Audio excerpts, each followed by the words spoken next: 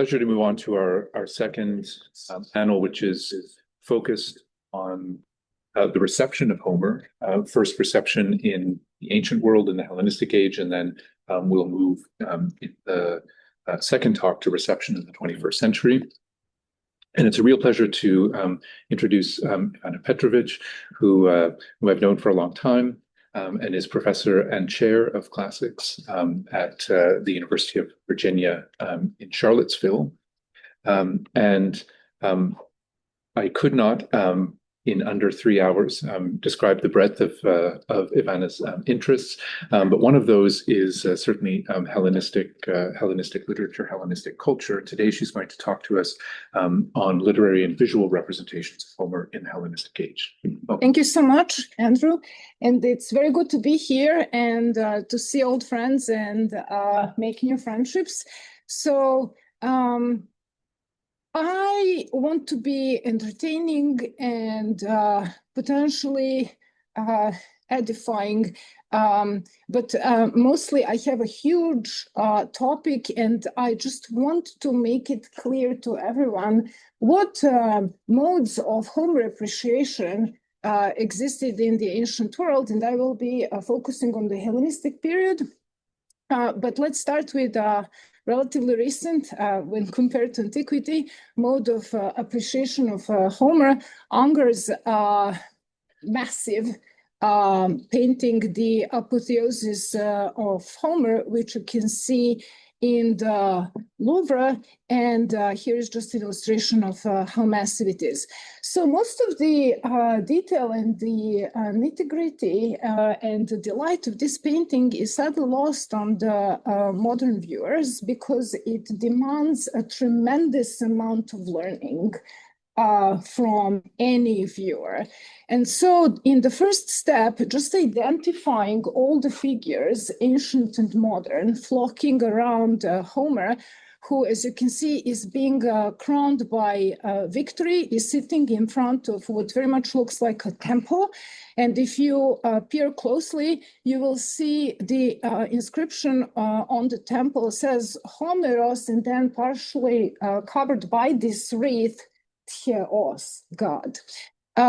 So Homer is the majestic seated figure in the center, but then all these figures, ancient and modern, flocking him, require quite a lot of learning from a viewer to discern and identify. Plus, of course, at the bottom of Homer's pedestal are these two female figures, the only two female figures on this painting, one representing the Iliad and the other the Odyssey, marked by the sword and the ship's oar. So here is a catalog of everyone, ancient and modern figures represented on this painting by Unger, and you can see not just poets and writers, but also historical figures, painters, you name it, everyone is represented, but we haven't unlocked everything yet. The arrows are showing the inscriptions, which are in Greek and Latin, of course, zero translations, and here are the texts inscribed. So the first is an ancient anonymous epigram that says if Homer is a god, he ought to be venerated amongst the immortals. Even if he is not a god, he should be believed to be one. And then a quote in Latin from Quintilian about basically pronouncing judgment on great men, where Quintilian says, if it is necessary to err on one side or the other, I should prefer that the reader should approve of everything than that he should disapprove of much. And then Longinus, who, talking really about Plato, is also talking about the ancient imitation of Homer and the road leading one to the sublime. He asks, what manner of road is this? It is the zealous imitation of the great prose writers and poets of the past. That is the aim, dear friend. Let us hold to it with all our might. So coming back to the painting, then the inscriptions basically explain why Homer is represented here as a god and why everyone is looking at him in this sort of zealous imitation mode. Another great piece of learning that is necessary for the understanding of this painting is that Unger modeled his Homer very clearly on the ancient reconstructions of Zeus in his temple at Olympia, which was one of the wonders of the world. So Homer was holding a victory in his hand. And as you can see, this is basically the victory crowning our Homer on Unger's painting. And also, of course, Zeus is holding a scepter. And he is in the temple, whereas our Homer is in front of his temple. But the pose of Homer, maybe we can dim the lights a bit. I worry that this isn't visible enough. The painting is so beautiful. The pose and the face of Homer really are Zeus-like. So in this painting, Unger further took notes from a very famous relief called often the apotheosis of Homer, housed now in the British Museum, which was discovered in the 17th century and became pretty famous in Europe. The correct way of calling this relief is Archelaus relief because the artist Archelaus signed it, and the arrow shows where the artist's signature is. And it was no less than Goethe himself who identified that the figure on the far right, standing on a pedestal, is probably a victorious poet, and that this relief then would be a dedication made by the victorious poet, honoring poetry in general, Homer in particular, and then also himself. What's pretty amazing about this relief, and there are so many wonderful things to say about it, is that it has inscriptions at the very base identifying figures at the tier below, whereas the figures on the upper two tiers are identifiable due to their iconography. So what we see on the lowest tier are the female and the male figure, which are called chronos, time, and oikumene, inhabited world. They are crowning a seated figure who is Homer, according to the inscription. Next to him are two crouching female figures, which are identified as the Iliad and the Odyssey. And then, mind blown, Homer is basically sitting in a position of a deity, receiving a sacrifice.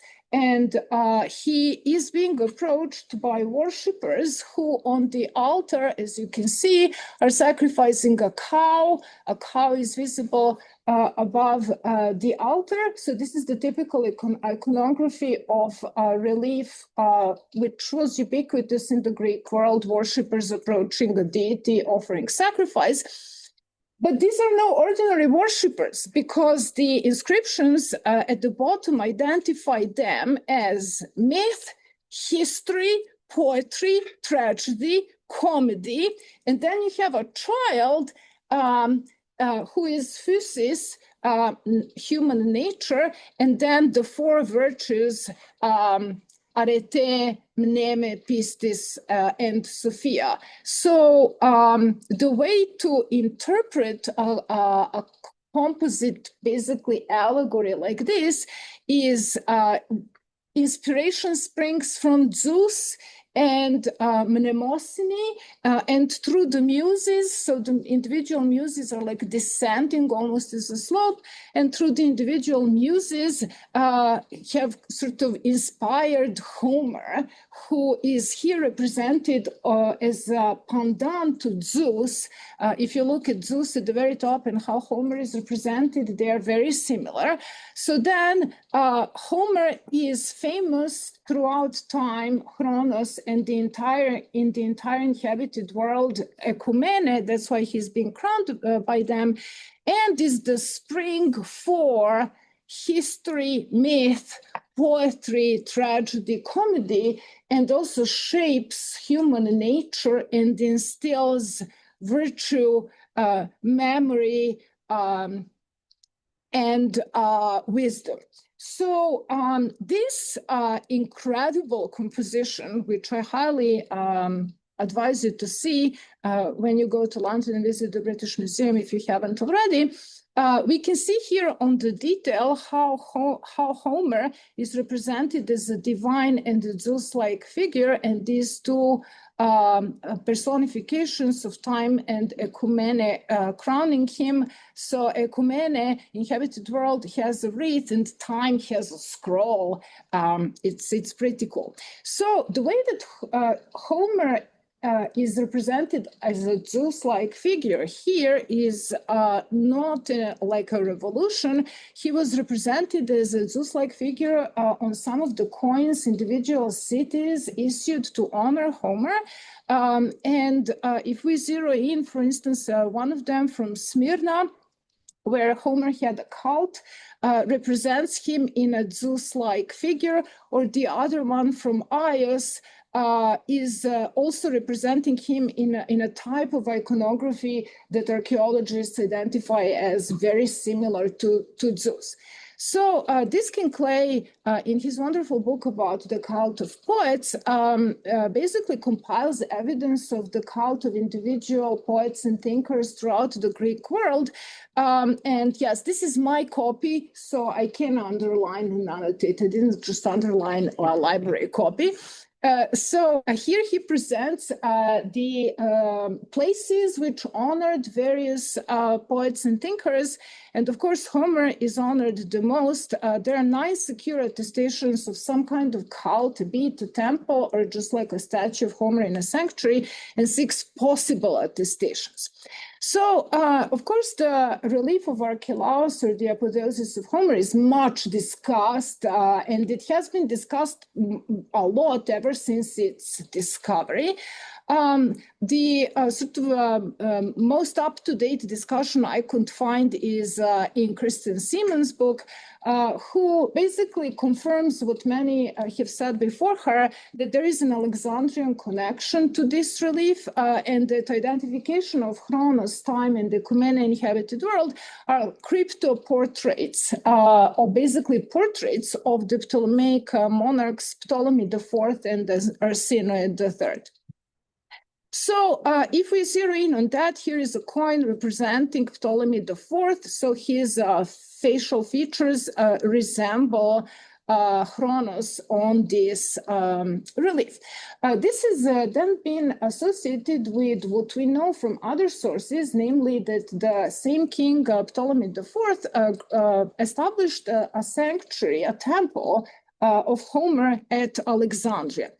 And on this Homerion at Alexandria, we have information from Aelian's historical miscellany, who says Ptolemy Philopator, so Ptolemy IV, built a temple to Homer. He set up a fine statue of a poet, and around it in a circle, all the cities which claim Homer as theirs. So famously, Homer's origin was a mystery, and many Greek cities jumped at the sort of opportunity to claim him. So here is a list of canonical places who claimed him. Now, we are, many of us are instructed by our university authorities to, use AI and employ AI in some form when teaching students. This, to my sense, is the best employment of AI I could come up with. So I reconstructed together with Gemini how the Temple of Homer at Alexandria might have looked like. So Homer is like the seated Homer on the relief, and then surrounded by individual cities claiming him. Side note, the most difficult thing with Gemini is persuading it to spell things correctly. I spent a lot of time, but it looked, to my mind and to Gemini's imagination, something like this. Aelian also says that the painter Galaton depicted Homer being sick, vomiting, with the other poets drawing upon his vomit. And here is my reconstruction together with Gemini of what that one might have looked like. So basically, we should imagine like the flood of words from Homer rather than vomit, influencing many poets. So not like this. We also have on papyrus a sadly fragmentary epigram that is basically celebrating the foundation of this Homerion at Alexandria by Ptolemy IV. And it goes like this: Eoion, blessed Ptolemaeus, Lacuna, and he set up this shrine on behalf of Lacuna, as directed in a dream to Homer, who wrote of old the ageless song of Odyssey and Iliad from his immortal mind. O fortunate benefactors of mankind, who sowed the seed of a lord preeminent in war and letters. So in his magisterial Ptolemaic Alexandria, Fraser draws attention to this Eoion as being kind of pretty typical for the way poets address the Ptolemies. And we have further examples of this Eoion. So one is from Callimachus's epigram on Berenice, the second wife of Ptolemy III. And the other is Eratosthenes' dedicatory epigram, where he calls Ptolemy III Eoion. So we have Eoion implied to Ptolemy IV, Ptolemy III, and the wife of Ptolemy III. I mean, that can't be a coincidence. There was definitely something going on with Ptolemies and Eoion. And I believe that this Eoion is a further sort of link testifying that this relief must be connected with the Alexandrian context, because of course Aion means time, lifetime, eternity, and it is attested in that meaning. So Euripides also says that Aion is the child of Chronos. So that this Aion, as a sort of praise formula for the Ptolemies, might have been employed to designate one of them as time on this apotheosis of Homer. Okay, let's now focus on this dedicated temple to Homer in a dream. Directions to do something in a dream appear a lot in Greek culture, and many cults have been founded because of the divine apparition to someone in a dream, and this was taken very seriously as an instruction to do something. But there is more to a dream, Homer and Alexandria, than just this Homerion. So the famous story about the foundation of Alexandria from Plutarch's Life of Alexander starts like this. When a small coffer was brought to Alexander, which those in charge of the baggage and wealth of Dareios thought the most precious thing there, he, Alexander, asked his friends what valuable object they thought would most fittingly be deposited in it. And when many answered, and there were many opinions, Alexander himself said that he was going to deposit the Iliad there for safekeeping. This is attested by many trustworthy authorities. So here is a 16th century representation of it, where the case is like massive. Unger also, on his apotheosis of Homer, represents Alexander holding this very case, and the arrow points at it. So how does this story continue? And if what the Alexandrians tell us on the authority of Heracleides is true, says Plutarch, then it would seem that Homer was no idle or unprofitable companion to Alexander in his expedition. They say, namely, that after his conquest of Egypt, Alexander wished to found a large and populous Greek city which should bear his name, and by the advice of his architects was on the point of measuring off and enclosing a certain site for it. Then, in the night, as he lay asleep, he saw a wonderful vision. Thanks, Gemini. A man with very hoary locks venerable aspect appeared to stand by his side and recite these verses. Nesus epeitatis esti polyclis toi enipontoi, Aegypt tu proparoitia farondehe kikles kusin.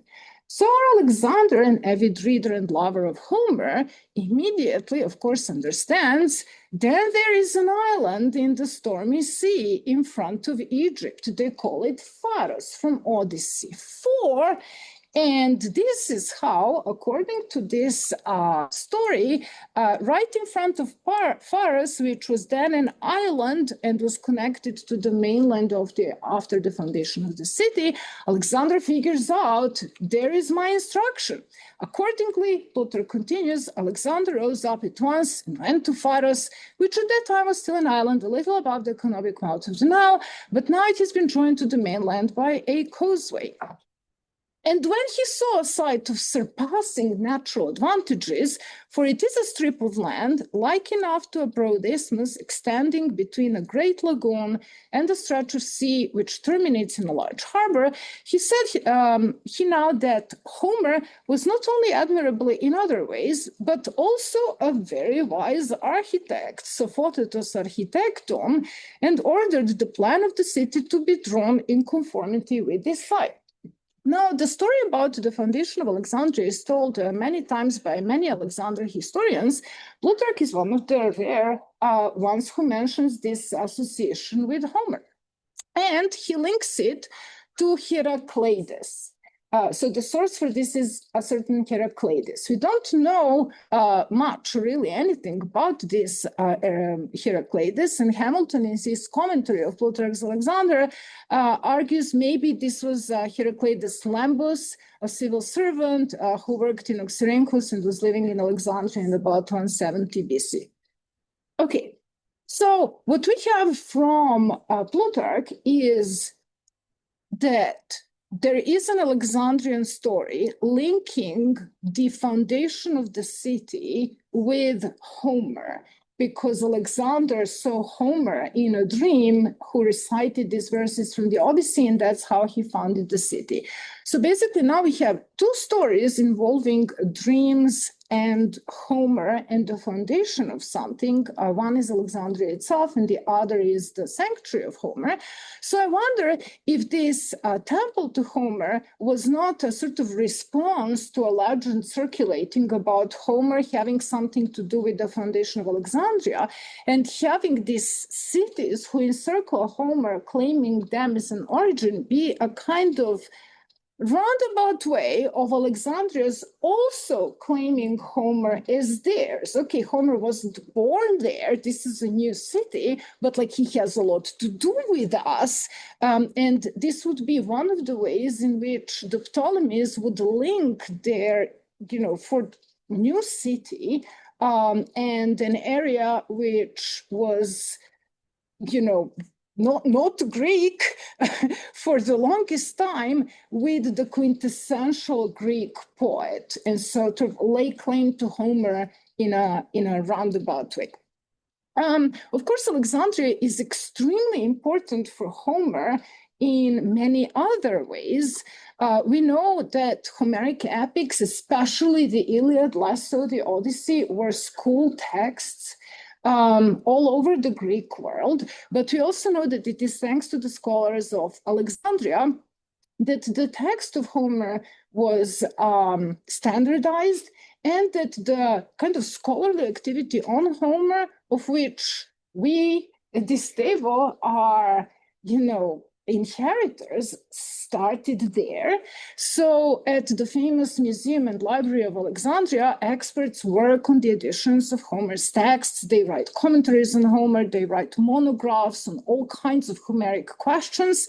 Every single head of the Alexandrian library wrote and worked on Homer. So Xenodotus of Ephesus made a text edition. Apollonius of Rhodes, this is also typical for scholars. As soon as, philology becomes a discipline, we start quarreling with each other. So, and disagreeing. So Apollonius of Rhodes wrote a whole book against Xenodotus. Then Eratosthenes of Cyrene wrote a monograph on the Iliad. Chronology and engaged with Homeric geography, basically claiming that Homer had no idea about geography other than Greece. Aristophanes of Byzantium did a famous text edition of Homer, and of course Aristarchus of Samothrace did a text edition and a commentary. So this is the scholarship on Homer flourishing in the Alexandrian Research Institute. What about the poets collecting Homer's vomit? Less like that. So, imitating the style of Homer in the high poetry of Alexandria was considered to be one of the cardinal sins. What was considered desirable was to creatively engage with Homer, and this could have been done through allusions. They loved to use a once attested and ideally contested word from Homer in their poetry and then comment on it. They would compose prequels and sequels. They used Homeric characters in unusual settings, and of course, as I said, engaged in scholarship on Homer directly. So just one illustration of how this looks like. Words said once in Homer, so hapax legomenon, were very popular with Hellenistic poets. And so in the hymns of Callimachus, there are 25 Homeric hapax legomena on my count.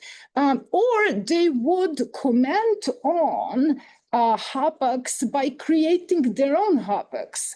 So this is a quote from Susan Stevens' commentary on Callimachus's hymns. So Callimachus uses a hapax polytiaste to basically comment on a Homeric hapax and the word that it could have been derived from. This is how awesome their engagement with Homer was. Or we heard about Cyclops many times already today.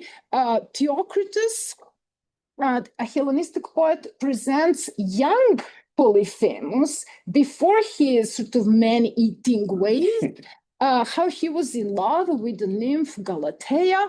And here is a Roman fresco representing this, like Polyphemus and the white, appropriately milky girl nymph that he loves, and they weave in and basically build on their audience's extremely detailed knowledge of Homer by making allusions to what happens to Polyphemus later. So Polyphemus, seeing that Galatea is flirting with him, and Theocritus says, I saw her when she was pelting my flock with apples, and she did not escape my notice, not by my sweet single eye, which I hope will see me through to the end of my life. Let Telemus the prophet take home the foul fate he utters for me and keep it for his children. But I myself too, teasing her in turn, pay her no attention, but claim to have another woman, and hearing this, she is jealous. So here we have a skillful weaving, of course, of the famous episode from the Odyssey when Polyphemus recalls a prophecy given to him many years ago by a prophet, and a combination of a scene from earlier in the Odyssey where Eurymachus the suitor says to the prophet Halitherses, go home and prophesy to your own children. Finally, we heard a lot about the voyaging of Odysseus. They're not writing a new Odyssey in the Hellenistic period. Instead, what Apollonius does in his epic Argonautica is to tell a story that was already in the Odyssey, mentioned as like super famous, and include in the voyage of the Argonauts many of the places that were very famous from the Odyssey. So even though this is a very sophisticated prequel-sequel situation, because Apollonius is writing in the 3rd century, but about the quest that happened before the Odyssey. So he revisits Homeric places from the Odyssey, but all of that happened before the actual Odyssey. So there is an episode at Circe's, who is Medea's aunt, and needs to purify Jason and Medea from a horrible murder of Medea's brother. Sirens are mentioned, and there Orpheus engages in a competition, like he's one of the Argonauts in a musical competition with the sirens. Then, of course, Scylla, Charybdis, the wandering rocks are all mentioned, and this is where, by the way, Apollonius places them. So he is working from the perspective of long-standing disputes about where these places are, and he locates them all precisely. And then, of course, there is the visit of Phaeacians at Drepane, where it looks like Arete is just like, and Alcinous are freshly married, and there is no Nausicaa still inside. So this is a very sophisticated prequel sequel situation. So in a way, there is a scholarly engagement of Homer. There is the sort of appreciation of Homer by founding the shrines, but the way that Hellenistic poets deal with Homer is very similar to Dali's apotheosis of Homer, where we can see like the bust of Homer propped up and then a child emerging. They are representing themselves as avant-garde, something new, something unusual that nevertheless is deeply indebted to and emerges from Homer. Thank you. Wow.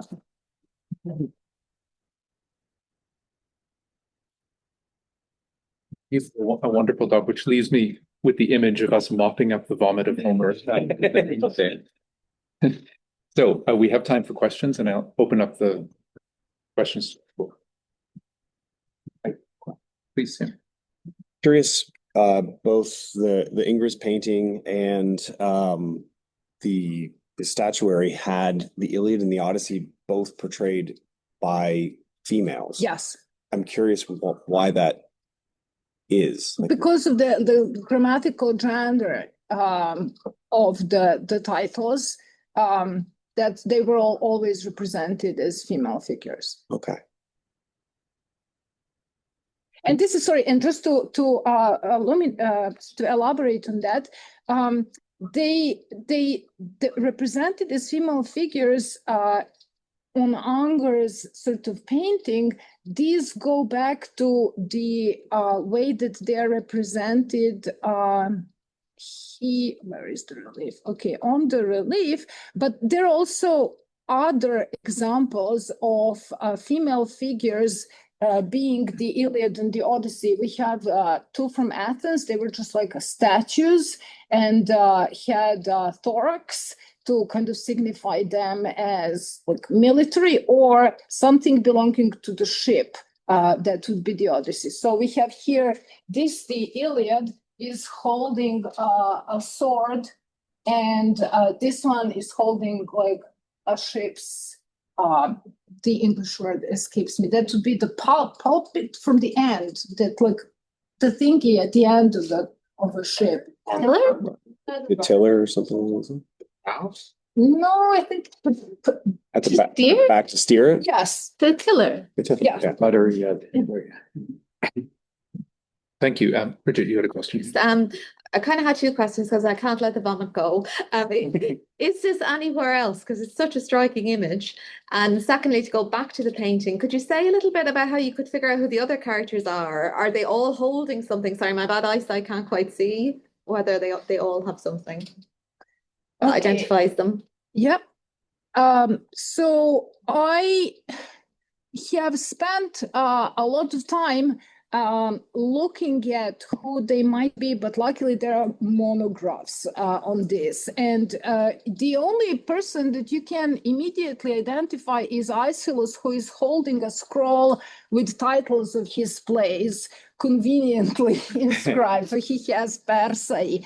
And I forget, I can't see what else is there, but Persei for sure. Then the other figures, so Hesiod is the one with the lyre, sort of holding that up to Homer, and Alexander, because of the casket, is easily recognizable. Dante, I could recognize myself because he always sort of wears the cap and is usually in red. And then Sappho, oh, I forgot, Sappho is the other female figure that is represented here. For the rest of them, I just needed help, frankly, from monographs on this painting. Great, thank you. And I think that there is in the, you had a question about the Oh, I forgot about the vomit. image of the vomit. Yeah.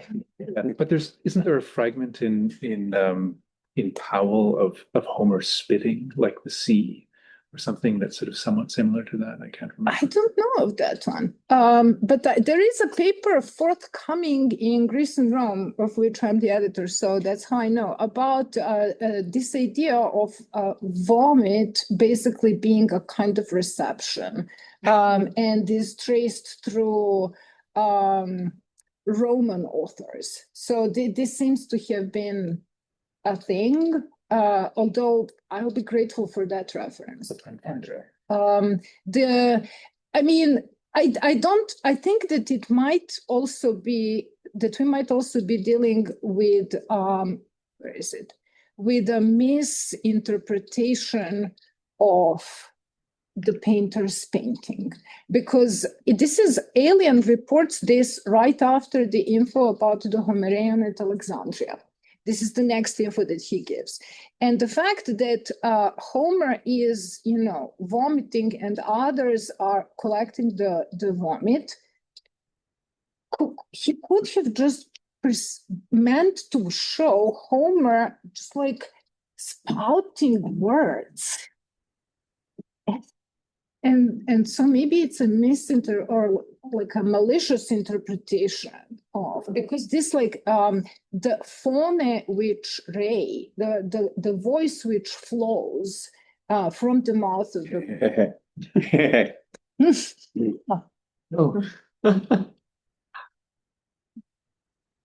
Mhm. You're neither cold or hot. Yeah, okay. Spat out.